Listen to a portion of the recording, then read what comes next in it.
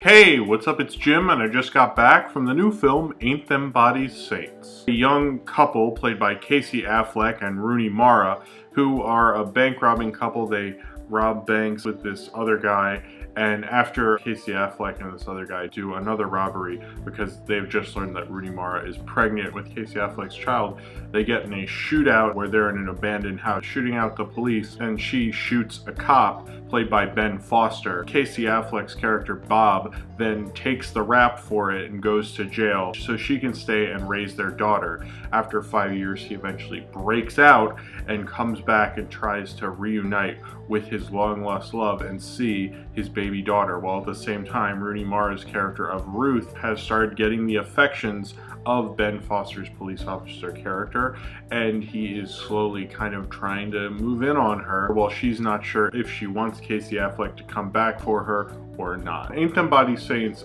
owes a lot to Terrence Malick. I think anytime you hear this movie mentioned, it brings up the Terrence Malick connection. It's shot very much like a Terrence Malick film.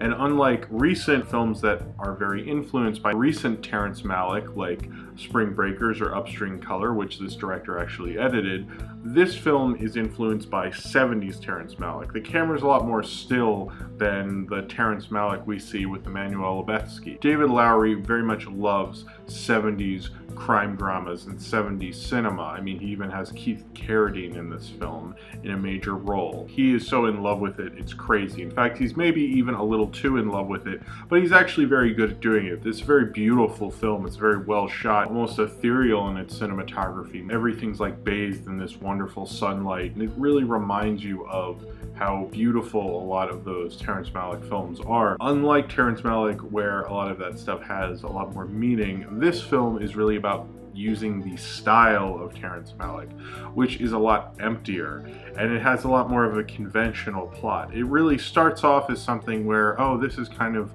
almost like a lesser Terrence Malick, but I don't really mind it. It's like diet Terrence Malick, I guess. But then as it goes on, it goes from a very interesting kind of minimalist Western to being the plot of a conventional kind of Western influenced movie that you'd see at 3 o'clock in the afternoon when you were homesick from school, weren't very interested in, and then pass out during. This film's plot gets less interesting as it goes on. It has a serious third act problem. This film's problems with its structure are very similar to the problems people have with summer blockbusters and how they bring up the structure problems with those, where as you're going on, the film gets worse and worse as the structure keeps going, and they didn't really think out the third act very well. And this film has that problem quite a bit. It gets a little too conventional. I mean, a lot of people have said, oh, it's a very beautiful movie, but it has conventional storytelling.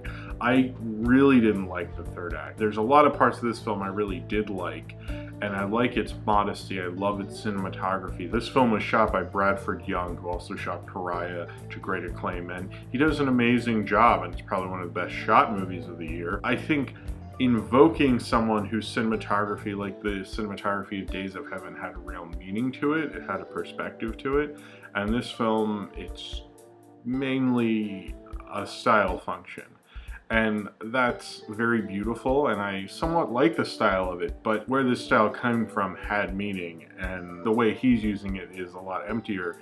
And David Lowery is a smart director in that he picked a style people who take film seriously very much like, and so it's a style that he's going to get a lot of people interested in just by the trailer. But he was smart in how he did it, because he uses a Terrence Malick influence better than I think I've seen all the other people use it, because he actually used the older Terrence Malick influence where everyone's using the more recent Terrence Malick influence. He just doesn't seem to know exactly what to do with it. It's just like, okay, you like Terrence Malick, so what? David Lowery's not a great storyteller. He's great at style and at mood, and at kind of withholding things from the audience. You know, it's interesting that he was an editor on probably one of my favorite films this year, Upstream Color, and one of my favorite films from last year, Bad Fever. I think it's interesting he was an editor because he withholds a lot of things from the audience. There's certain big moments that happen completely off screen. There's certain things we're not exactly clear about, and what we will know and what we won't know. And he has a real power of the audience in that way. It almost feels like what David Lowery's style and mood, he's almost convinced you he's made like this full movie. movie. And he's very good at convincing you he's made a full movie, but it's not a full movie. I mean, I think I prefer this Southern Tale more than something like Mud, actually. I quite enjoyed it despite a lot of its flaws, and I liked a lot of the performances. I think Casey Affleck and Rooney Mara make a lot of sense as an on-screen couple. They kind of even talk the same. Their kind of mumbly approach to dialogue kind of works together, where you kind of feel like they're almost starting to like mimic each other's behavior like most couples do, and it really makes sense. It really works, and I like Casey Affleck. You can tell he's an aggressive man, but he's also a very patient man, and he's a smart guy, and he's almost like a patient wolf at times. And Rooney Mara doing her best kind of 70s girl look about her. She has kind of a Joan Baez feel about her a lot of the time, and she really looks like she's straight out of the 70s, way more than I thought she could do convincingly. I was really surprised.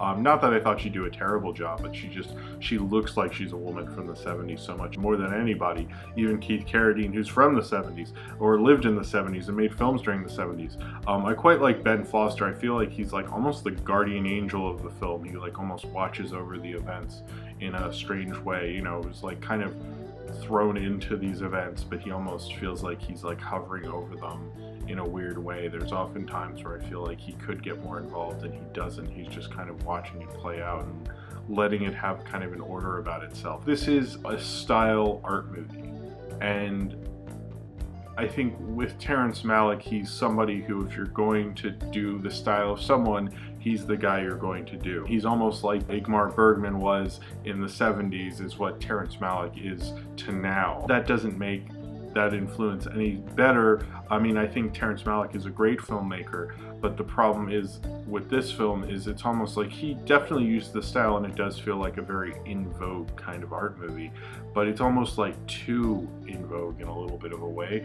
It's like very calculated in vogue. He's like, well, I'm going to use Terrence Malick, but I'm going to use it in a different way, which is both interesting, but I almost somewhat, as I'm thinking about this film and talking about this film, feel it to be a little more calculated. I still actually quite like this movie, but I don't think it's very much a film where I'm going to leave this film and say, oh, David Lowery is a great storyteller. I mean, I think he's good with mood and flow and ambiance and cinematography. In certain ways, I have liked movies just because of those things, and I did pretty much enjoy a lot of this film, but just the third act, there's just too many circumstances and coincidences that you'd really more expect from just like a crappier Hollywood movie than I expect from a well-refined minimalist Western, that this film kind of acts like it is and claims to be and tries to be, but it just isn't. David Lowery, he's definitely kind of someone to watch, but I don't think he's really proven himself as a storyteller. He's proven himself as somebody who is almost there as a filmmaker. And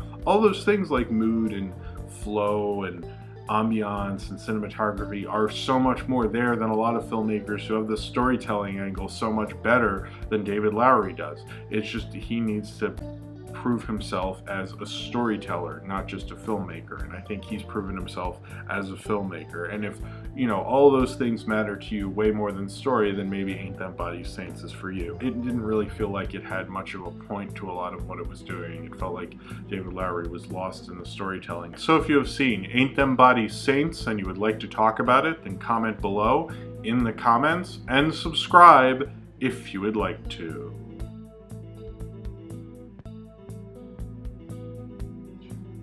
It's an awkward ass title to say, like Ain't Them Bodies Saints. Well, I thought Ain't No Bodies Saints, which would sound a little better and maybe make more sense. But Ain't Them Bodies Saints, that's just very awkward. I don't even know if I said it right, did I?